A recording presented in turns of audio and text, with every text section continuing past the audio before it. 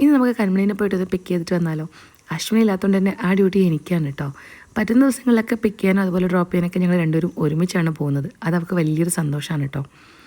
4 വർഷം എവിടെയും എൻ്റെ അടുത്ത് നിന്ന് മാറി നിൽക്കാത്ത കൺമണി പെട്ടെന്ന് സ്കൂൾ സ്റ്റാർട്ട് ചെയ്തപ്പോൾ അത് എനിക്കങ്ങോട്ട് ഉൾക്കൊള്ളാൻ പറ്റുന്നുണ്ടായിരുന്നില്ല കേട്ടോ. ഭയങ്കര വിഷമമായിരുന്നു.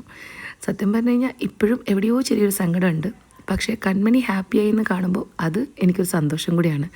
അവളിപ്പോൾ അവളുടെ പുതിയ പുതിയ ലോകം എക്സ്പ്ലോർ ചെയ്തുകൊണ്ടിരിക്കുകയാണ്, ഫ്രണ്ട്സും ടീച്ചേഴ്സൊക്കെ ആയിട്ട്. ഞാൻ വിചാരിച്ചു അവൾക്കത് വലിയ ബുദ്ധിമുട്ടായിരിക്കുന്നു. പക്ഷേ അവളിതാ ഇപ്പോൾ ഫൈനലി അവിടെ ഭയങ്കരമായിട്ട് അങ്ങ് അഡാപ്റ്റ് ആയിട്ടുണ്ട് കേട്ടോ. നാളെയും മറ്റന്നാളും ലീവാന്ന് പറഞ്ഞപ്പം ആൾക്കത് വിശ്വാസമില്ല. എൻ്റെ അടുത്ത് പറഞ്ഞില്ല നാളെയും മറ്റന്നാൾ സ്കൂളിൽ പോകണമെന്ന്. അങ്ങനെ ഇന്ന് ഞാൻ നമുക്ക് പ്രോമിസ് ചെയ്തിട്ടുണ്ടായിരുന്നു ഒരു ഐസ്ക്രീം വാങ്ങിച്ചു കൊടുക്കാമെന്ന്.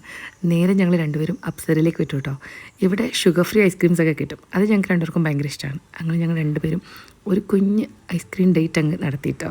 കുറേ നാളിന് ശേഷമാണ് ഞാനും കൺമണിയും മാത്രമായിട്ട് ഇങ്ങനൊരു സമയം കിട്ടുന്നത്. അപ്പോൾ അത് മാക്സിമം അങ്ങ് എൻജോയ് ചെയ്തു, അത്രയേ ഉള്ളൂ. അപ്പോൾ ഇനി അടുത്ത വീഡിയോ ആയിട്ട് പെട്ടെന്ന് വരാം. Bye bye.